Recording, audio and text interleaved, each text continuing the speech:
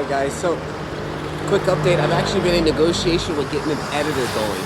This is going to really help me to basically free up a lot of time, because editing takes the most to run this, my whole channel and my funnel.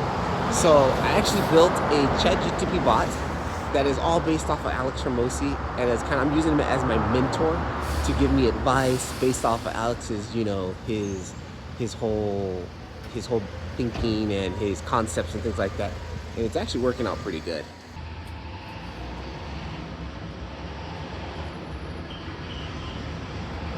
So also here, I'm trying my whole setup here. I'm going to be going to Tokyo this weekend for a conference for Otoy. So I want to document the whole thing. Of course, I want to do it my way. So going anamorphic here on the Google Pixel using RAW. And we'll see how it is. My variable ND filter broke, which was my main powerhouse, because it allows me to record at 24 FPS and have my ISO and my shutter speed locked at 180.